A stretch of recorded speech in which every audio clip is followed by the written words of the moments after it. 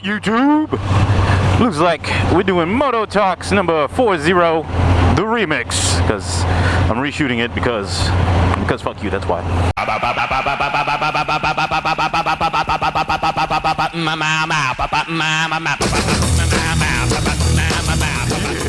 So Mototalks 40, brought to us by So-Called Ninja Rider. If I'm not mistaken, I may be mistaken. Though I say that a lot and then I'm not wrong.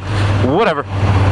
Is if you were to restart your moto journey, your motorcycling journey all over once again, would you do anything different? Would you do the same? Any regrets? Stuff like that. Stuff like that. And I've covered part of this before, actually. I brought up the story of my buddy Joey, who I used to work with, where he sold his car and bought a bike, and then, he just went straight bike, and that was it for him. And how he was telling me to, go along with him and do it too. And I think even I said in that video that I kind of wish I had. I wish I had gone back and bought a bike then. It would have given me more time to pick bikes. I would have been a little more, better on the shopping. Instead of waiting for some prick just almost fucking rear-ended me. Instead of waiting until somebody tried to steal my car and then selling the car to get another bike.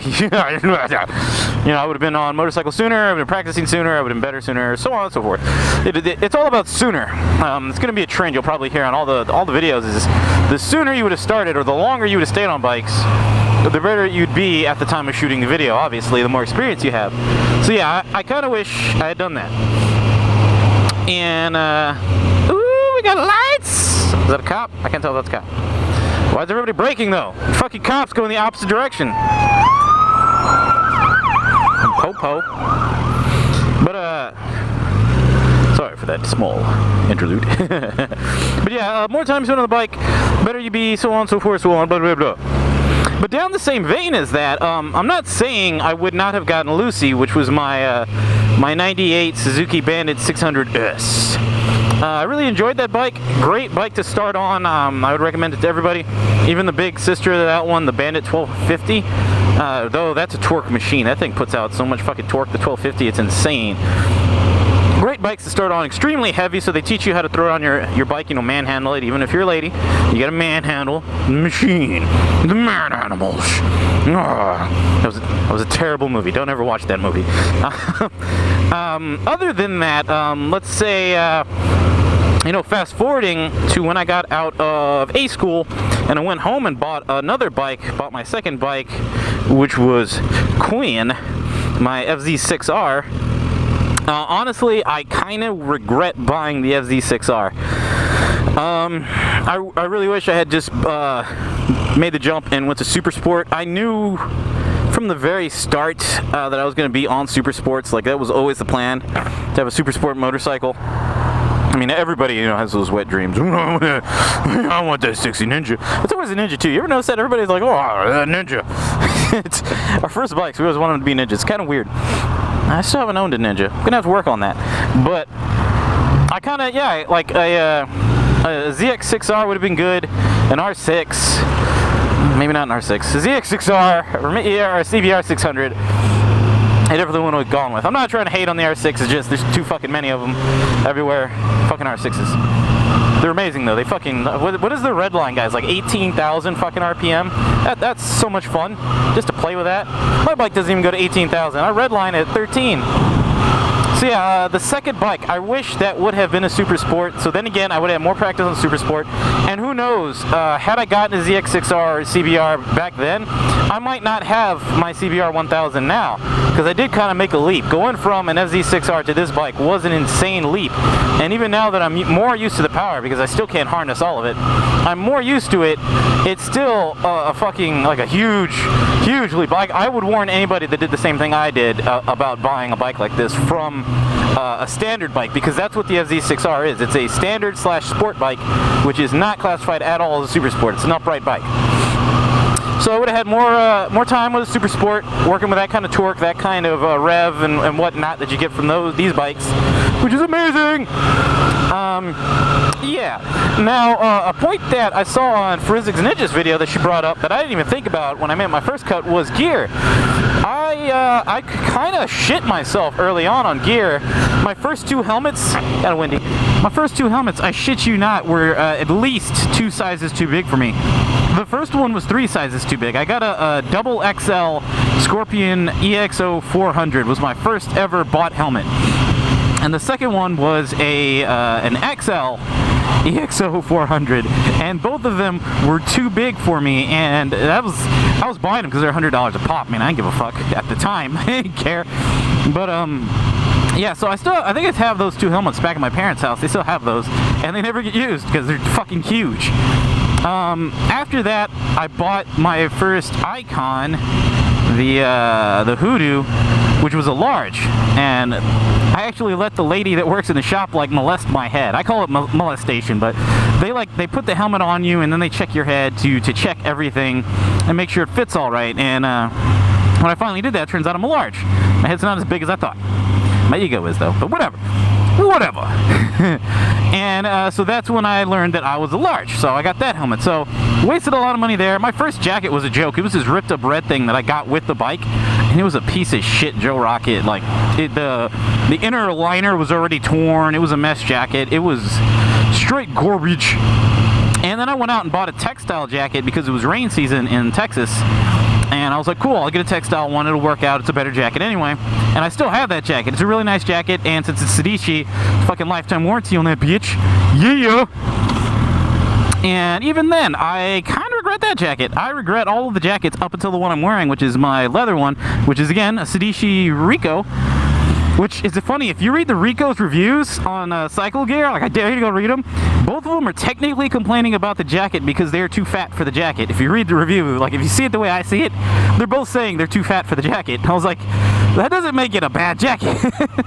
But the point with this jacket is I waited way too long to get a leather jacket. I don't know if I've ever made a sales pitch before, but leather is definitely the highest grade of protection you're ever going to get, both from wind and the street.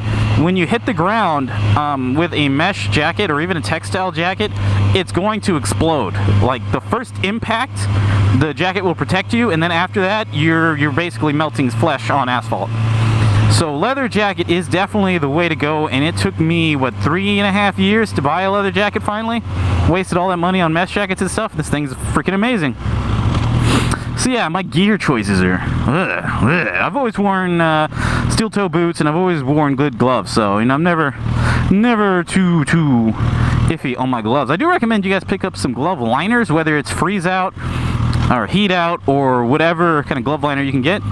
Because they make your gloves fit like amazing. Like it's awesome. I always wear liners now. But yeah, I regret my gear choices.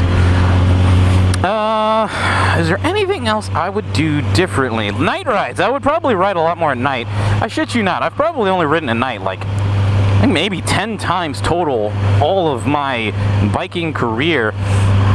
And it was never really like I'm scared to go out at night. Like up in Washington, I'm afraid of black ice, but it's like 50 degrees tonight, so I don't give a shit. But in Texas, I was always preoccupied at night, so I couldn't get out of the bedroom to ride my motorcycle. There was other riding was happening. No, just me? No, okay, all right, okay.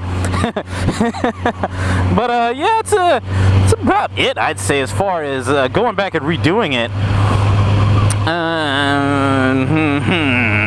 I'm just thinking. Actually, no, another one. If you've made it this far in the video, better get a pro tip. Insurance on your bike. Fuck everybody else. If you have a car and a bike at the same time, at the same damn time, go with State Farm. State Farm gave me the best rates for this bike. When I first got this bike, and I left it with, shit, who did I have? I forget who I had, but it wasn't State Farm. They wanted $269 a month on insurance, which is more than I pay for the bike a month. Go figure that. To insure the bike. And when I switched it to State Farm and added my car to the package, it dropped it. Actually, no, I had State Farm, but I had State Farm, but it was only the motorcycle, and I had a car. My car was through USAA, because I'm military, and everybody usually does USAA. But when I moved the car over to State Farm with the bike's payment for full coverage, everything, collision, all that shit, dropped from $269 down to $90. and the car payments stayed like 100 something. So combined, I'm paying less to insure both than I was paying for just the bike. So that's awesome. Awesome. So make sure you do shop for insurance. You'll see it on a lot of forums, though. They do talk about State Farm being pretty excellent on the motorcycle insurance. So definitely look that up. Definitely. I know a lot of you guys are still on dirt bikes and don't even have bikes and stuff. So that's a keeper. You put that one in your pocket. All right? You put that one in your pocket. Keep it for later. But yeah, guys, that's my response to Mototalks 40. Oh, nice car. And go ahead and if you want to have a philosophical discussion, go ahead and leave me a comment. You guys know damn well I will get back to you on all them comments. If you just leave them for me, I will comment back. And well, dude, fucking turn signal, you retard. Comment, like, and subscribe if you want, and be sure to jump in on this Mototalks business. Some good conversations, good way to meet other vloggers. You know, get comments, views all around. Everybody's checking out everybody's videos. It's awesome stuff, man. Get on in this long ass video I just made. But whatever, that's how we do. Sometimes they go long, you know. So you guys ride safe. Be sure to check out the other Mototalks. And when you do make them, make sure to tag all the creators of the original Mototalks in your Mototalks. So it's Goatfather, White Ninja, Forensics Ninja, and SoCal Ninja. Was it White Ninja 636? I think it is. Yeah. Be sure to tag everybody, which I know I forgot to do in the last one. Sue me. I forgot. It's been a while since I responded to him. I will do it in this one. I promise. I promise you. Boo boo. Now, enough ranting. You guys stay safe out there, all right?